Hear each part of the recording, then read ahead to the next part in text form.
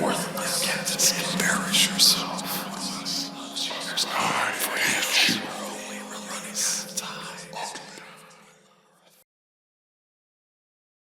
It was Emma's 16th birthday.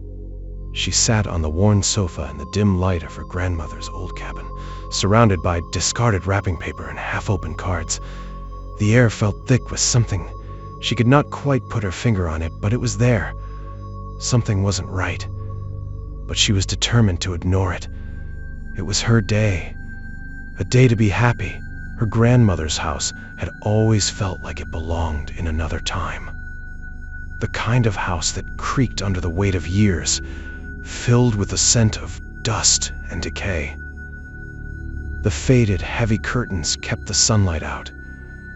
The antique clocks ticked out of sync, as if they were all counting down to something. There was always this sense, deep in her gut, that the house held some secret. Something buried in its walls. Her grandmother, with her pale skin and frail frame, hobbled into the room carrying a large old box. She placed it in front of Emma, with a soft, strained smile. "Happy birthday, dear," she rasped, her voice hoarse from years of silence. "This has been in the family for generations." Emma's curiosity piqued, but unease settled in her chest. She had already received enough presents, clothes, books, a few trinkets, but this one felt different. It was like the box had weight to it, like it was pulling her down somehow. She could not shake the feeling. Her grandmother sat down across from her, her gray eyes fixed on Emma with an intensity that made her skin crawl. "Go ahead," her grandmother urged, her smile now gone. "Open it." Emma tore off the wrapping paper, the sound of it too loud in the otherwise silent room. Inside was an old, ornate mirror. The frame was dark, twisted wood, carved with symbols Emma could not recognize. Symbols that seemed to pulse under the dim light. She touched the surface of the mirror, feeling a strange, prickling sensation. Something wasn't right. Her grandmother's voice cut through the tension, low and urgent. "This mirror, it's not just a mirror. It's been passed down for a reason, Emma. It shows things." Emma frowned. "What do you mean?" "It's just a mirror." Her grandmother's smile faltered, replaced by a look of sadness, deep, bone-chilling sadness. "It shows things you don't want to see. Things you can't unseen, but don't worry. It'll show you when the time's right." Emma didn't know why, but a chill ran down her spine. There was something about the way her grandmother said it, like a warning, like the mirror was waiting for her. Her grandmother shuffled out of the room, and despite every instinct telling her to leave it alone, Emma couldn't resist. She lifted the mirror, holding it up in front of her.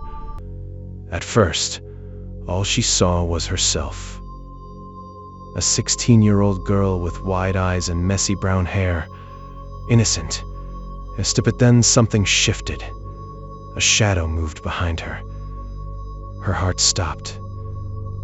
She spun around. The room was empty.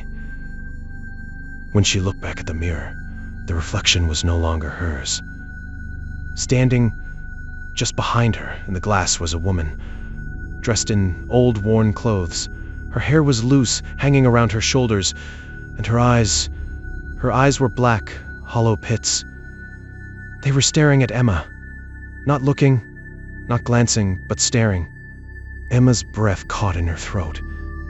"Hello," her voice trembled, but the woman didn't speak, didn't move.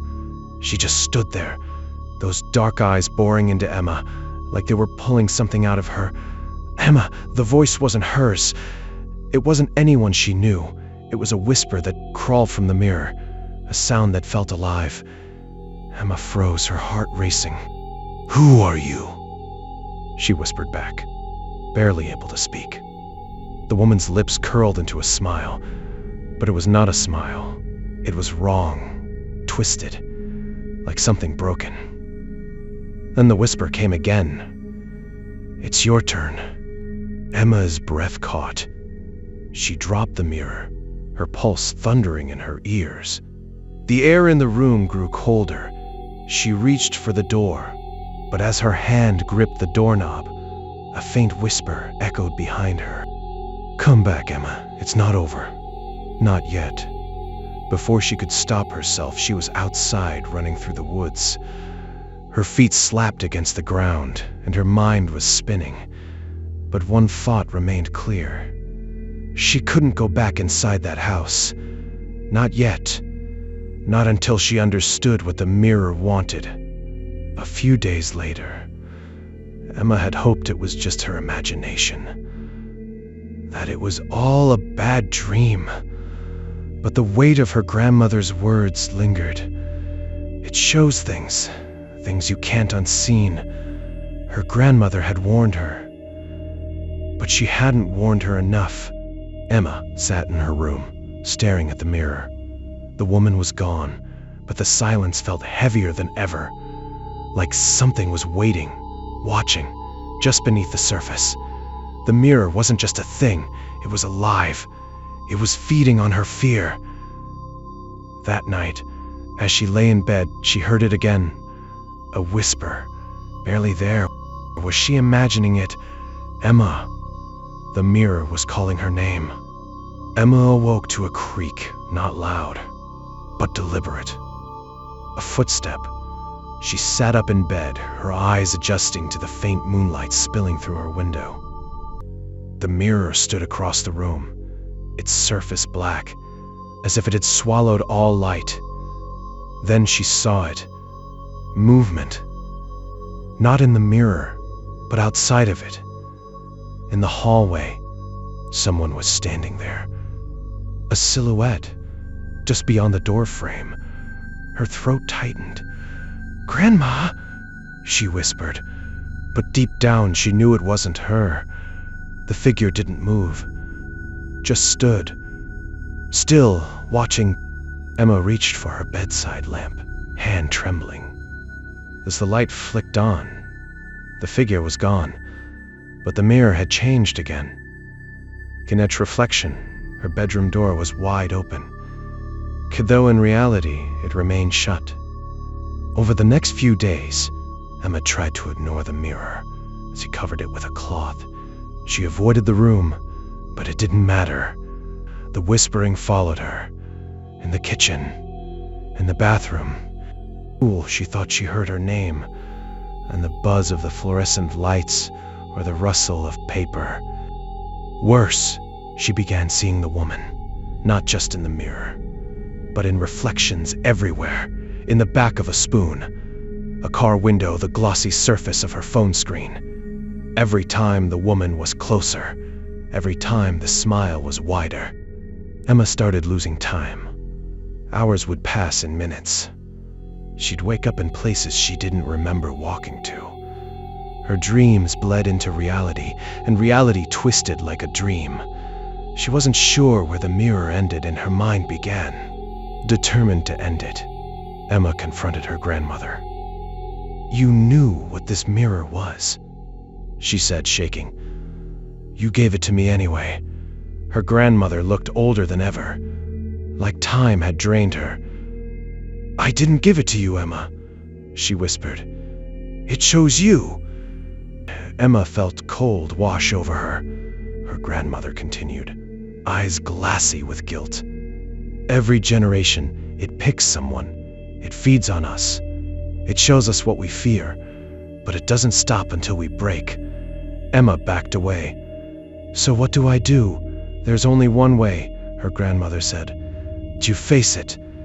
You ask it what it wants, and you listen." That night, Emma stood before the mirror once more. She removed the cloth. Her reflection stared back. Alone. Still. Then the woman appeared, stepping forward until her face nearly touched the glass. "Emma didn't run. What do you want from me?" she asked. The woman's mouth moved slowly. "To remember." And suddenly Emma did. Flashes of another life, Another girl, another mirror. Screams. Fire. A name. Evelyn. Emma fell to her knees. The past wasn't just haunting her. It was hers. The mirror hadn't just chosen her. It was her. Emma didn't sleep that night. She sat in front of the mirror until the sun began to rise, watching her own reflection shift, sometimes normal, sometimes other, sometimes Evelyn, sometimes something darker. She understood now. The mirror was more than an object. It was a door, a memory, a curse. And she wasn't the first. Her grandmother had known. So had her mother before her. Traces of fear hidden in family photos. Stories never told. All of them marked by the same burden.